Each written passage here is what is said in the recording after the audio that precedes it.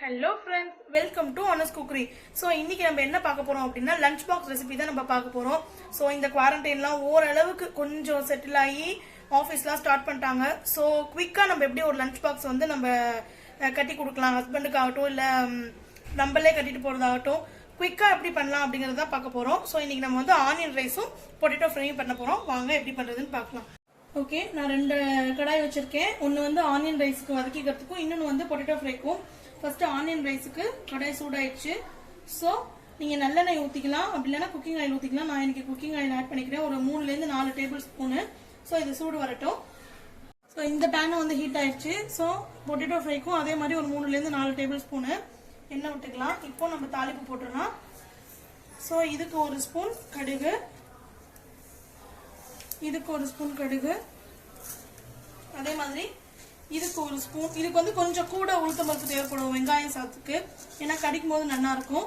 So இதுக்கு ஒரு 1.25 spoon போட்டுக்கோங்க. இதுக்கு ஒரு 1/2 ஸ்பூன் உளுத்தம்பருப்பு போட்டுக்கோங்க. அதுக்கப்புறம் கடலைப்பருப்பு வந்து நம்ம வெங்காயத்துக்கு மட்டும்தான் சேர்க்க போகிறோம், வெங்காய ரைஸுக்கு மட்டும்தான். ஸோ அது ஒரு 1.5 டேபிள் ஸ்பூன், அப்போ தான் முறுமுறுப்பு கொடுக்கும். ஸோ இது நல்லா வதக்கி விட்டுக்கலாம். ரெண்டும் நல்லா பொரியட்டும். இதுக்கு இப்போ கடுகு நல்லா வெடிச்சிட்டு கடலைப்பருப்பும் பாருங்க நல்லா ப்ரௌன் கலரில் வந்துடுது. இப்போ ஒரே ஒரு காஞ்ச மிளகா, ஒரு 4 பச்சை மிளகா போட்டுக்கலாம். போட்டுட்டு இதோட கொஞ்சோண்டு கருவேப்பிலை ஆட் பண்ணிடலாம்.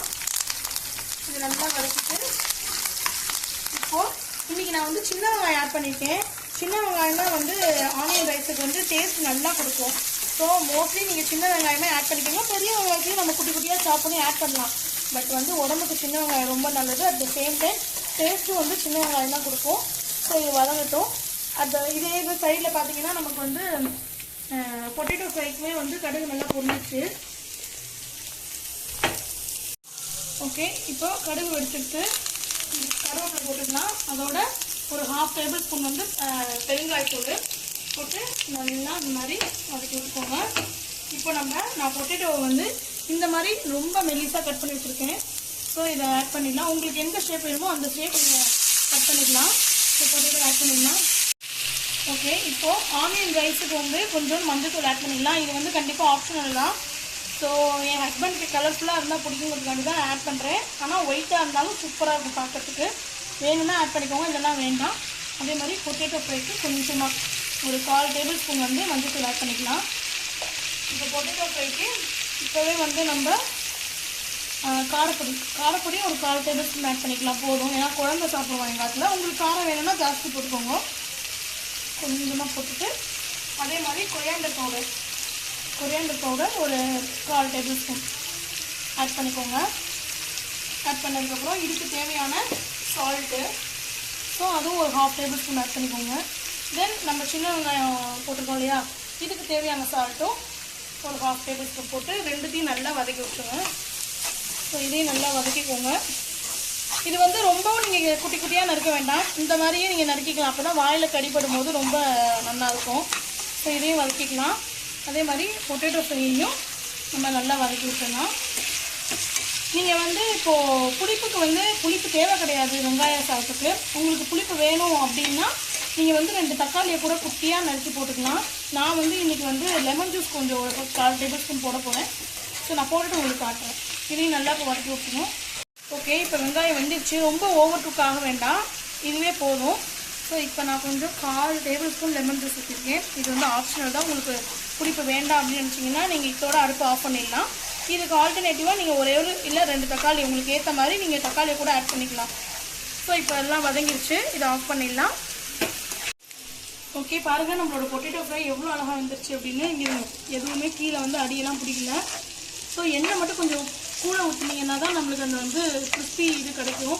ஸோ இங்கே பாருங்கள் அவ்வளோ அழகாக வந்துருச்சு. இப்போ நம்மளுக்கு அந்த முறுமுறுப்புக்கு ஒரே 1 டீஸ்பூன் நான் வந்து கார்ன்ஃப்ளவர் மாவு ஆட் பண்ண போகிறேன். ஸோ நீங்கள் இதுக்கு பதிலாக அரிசி மாவு கூட நீங்கள் ஆட் பண்ணிக்கலாம். போட்டிங்கன்னா நல்ல முறுமுறுப்பு கொடுக்கும்.